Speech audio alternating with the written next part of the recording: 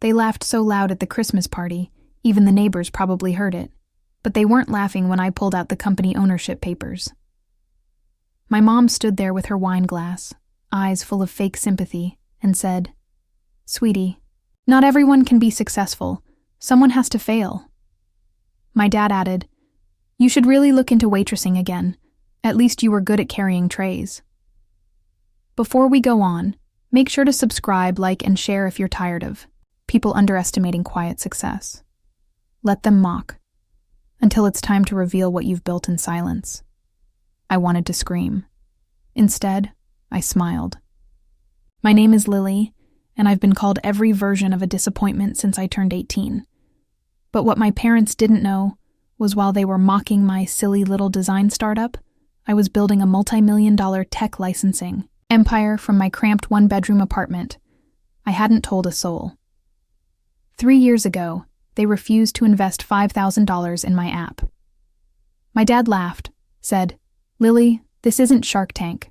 They gave my older brother Brandon $100K for his failed crypto project. But I wasn't even worth a conversation. Tonight, at this glossy Christmas party they threw to show off Brandon's new job at an insurance firm, they decided to roast me in front of the entire extended family. My cousin Jake whispered, "At least you're good at pretending to smile." But inside, I was boiling. Then it happened. My uncle, a partner at one of the biggest law firms in New York, casually asked me, "So what are you up to these days, Lily? Still unemployed or playing with those little online logos?" I looked at him, then at everyone watching, waiting for me to shrink again.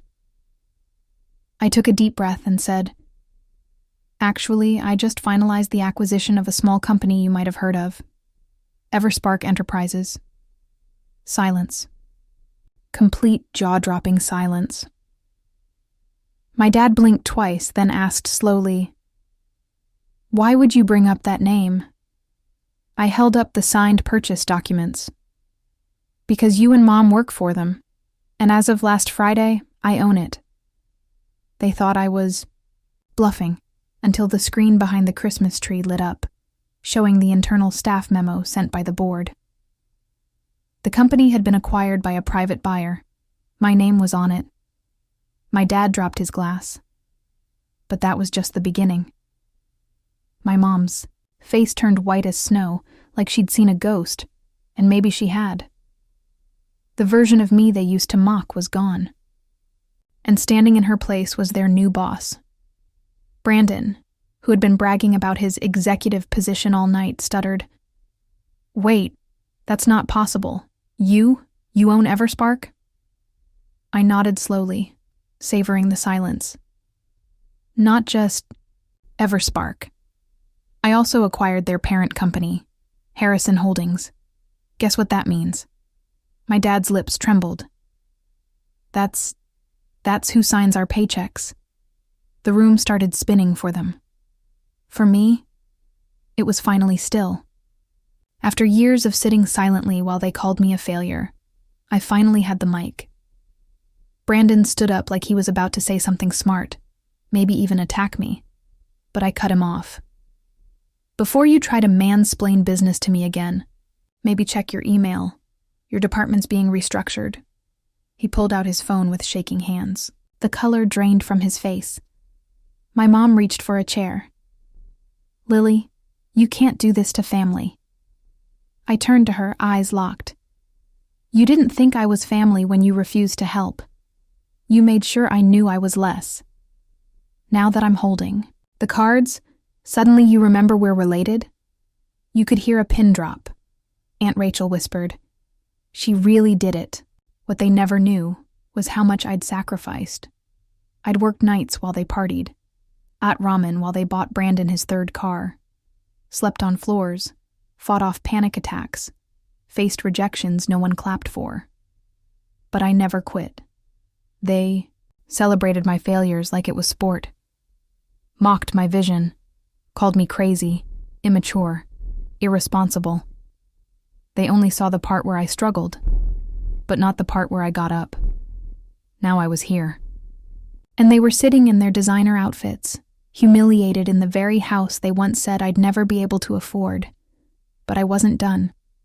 I leaned forward and said quietly, "By the way, I invited someone tonight."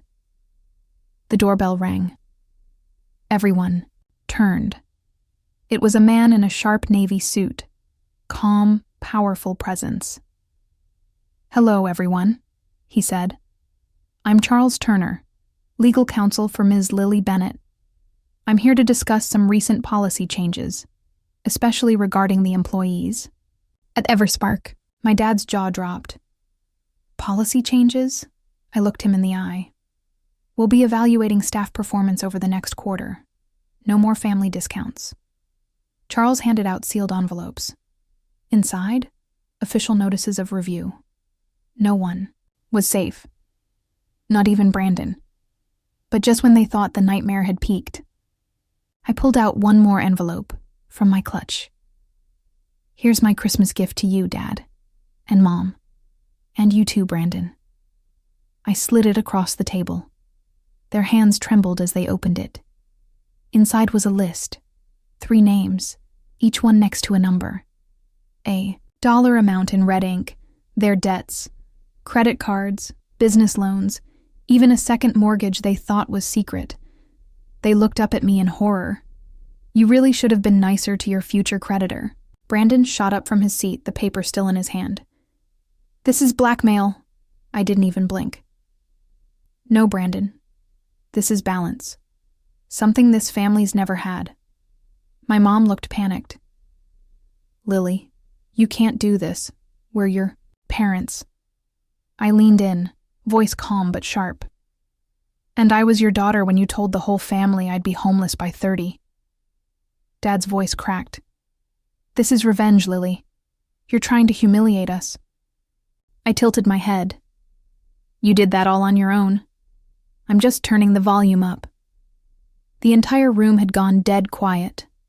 Aunts, uncles, cousins. No one said a word. Not because they supported me, but because they were wondering if they were next. I stood up and walked toward the window. Snow had started falling outside, gentle, soft, like the kind of peace I hadn't felt in years. "I worked in silence for a reason," I said without turning around. Not because I was weak, but because I knew how much louder success would sound than begging. Charles, my lawyer, cleared his throat. "We'll need a meeting scheduled with your HR department by next week. Restructuring begins January 2nd. Merry Christmas." Brandon's face twisted. "So what? Now you think you're better than us?" I looked at him, really looked at him. The entitled golden boy who never had to fight for anything, who failed upward his whole life. "No, Brandon. I don't think I'm better. I know I'm stronger." He stepped forward. "You wouldn't even have money if Dad hadn't taught you how to balance a checkbook." I almost laughed.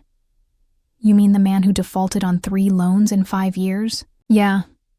I modeled my entire business on doing the exact opposite of what he taught me." My mom looked like she might cry. "You're going to let us lose everything?" I sighed. "You lost me a long time ago." But just then, something unexpected happened. My little cousin Ellie, just 14, stepped out from the corner. She looked right at me and said, "You're the only person in this family I actually look up to." Her voice was quiet, but it hit like thunder. I smiled at her. "Then that means I did something right." But as I turned to leave, Charles stopped me. "Lily, we got that email you were waiting for." He handed me his phone. My eyes scanned it fast, and I froze. The final piece of my plan had just clicked into place. I looked up at the room full of people who once called me worthless and said, "Oh, you're really going to want to hear this." I held up the phone, eyes locked on my dad. "Turns out there's one more surprise tonight." He leaned back, wary now. "What kind of surprise?" I turned the screen toward them. The acquisition wasn't just Everspark. It included a dormant asset most people overlooked, a company called Redwood Biotech. Brandon squinted. That bankrupt lab from California? What does that have to do with us? I smiled. Redwood owns a patent portfolio.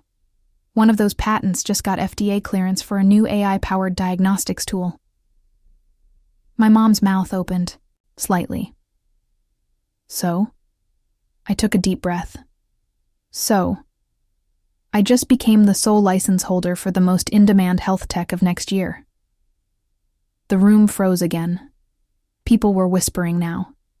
Even the cousins who hadn't looked at me all night were suddenly hanging on to every word. Dad tried to recover. That's great, honey. Maybe we could talk about getting in on the investment side. I cut him off. It's already closed, and it was never open to people who once said, "You're just not built for business, Lily. Remember? That one?" He flinched. That was years ago. And yet, I said, stepping closer. I remember it word for word, because that's how deeply it cut. I turned to the others now. This party was never about Christmas. It was about Brandon, about celebrating someone who did nothing but fail upward. While I got silence, mockery, and debt jokes, Brandon muttered, "You're acting like we didn't love you." I looked at him with fire in my chest. You loved what I wasn't. You loved having someone in the family to feel better than. You loved calling me the dreamer. Like it was a disease. Charles spoke again. "There's one last thing we need to finalize, Lily." I nodded. Right. The board position. Gasps spread like wildfire. I turned to my mom and dad. Starting next quarter, I'll be the youngest executive chairwoman in Harrison Holdings history. Every single division, including Everspark, reports directly to me. They were speechless, but I wasn't done yet. I walked back to the table, picked up my wine glass and tapped it gently. "Here's a toast. To the girl you called worthless. She now signs your checks, controls your healthcare plan, and owns the building your office sits in." The entire room sat in stunned silence. Until someone started clapping Ellie again. Then 2 more cousins. Then Uncle James. Slow. Unsure, but growing. Brandon stood still, hands clenched, rage in his jaw, panic in his eyes. But I had one final blow. I have a message for everyone who ever laughed at me when I failed. They leaned in. I smiled. Calm, clear, cold. You were right. I wasn't built for your world. I was built to own it. And just then, Charles handed me one last envelope.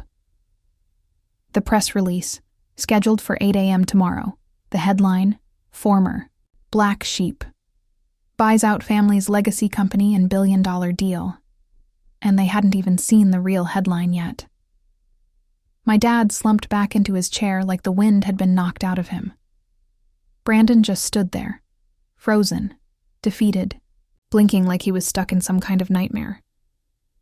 My mom? She looked like she was trying to wake up from one. But this was real. I tucked the press release into my purse and turned to leave. But just as I reached the door, I paused. There was still one more truth they didn't know. One more twist. I looked, back over my shoulder. Oh, and about the company name. I'm rebranding Everspark. Brandon scoffed bitterly. You think a name change will fix anything? I stepped toward him, slow and steady. It's not to fix anything. It's to bury everything. He looked confused.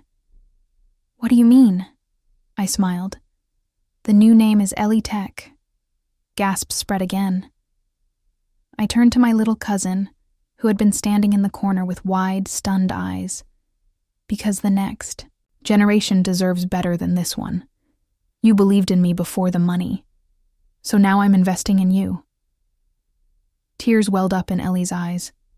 She rushed forward and hugged me. Tight. Everyone stared, stunned silent again. But this time, It wasn't out of fear. It was awe.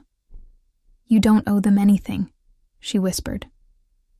"I know," I whispered back. "That's why I'm not giving them anything." I turned to the rest of the family. "I'm done proving myself. I don't need your approval. I built everything without it. But let tonight be the last time you ever call someone a failure." Before their stories finished, Charles stepped up beside me. "Ready to go?" I nodded. As I walked out into the snow, I could feel it. Freedom. Not just from their judgment, but from the need to be understood by people who never tried to understand me. I got into the black car waiting outside. Ellie followed behind, sliding in beside me. "You sure about all this?" she asked softly. I looked out the window, watching the house where I'd once cried myself to sleep now shrink in the rearview mirror. "No," I said. But I wasn't sure when I started either. And look where that got me. My phone buzzed. A message from Charles. "The press has the story. It'll hit every major outlet by sunrise." I smiled. A second message came in. "Investor interest just doubled. You're officially a billionaire." I looked up at Ellie. "They called me worthless," I said quietly. She grinned. "Yeah, and now they have to spell check your name before they dare speak it." We drove off into the night, headlights slicing through the falling snow. Behind me was the past. Ahead, everything they said I'd never have. And for the first time in years, I finally felt home.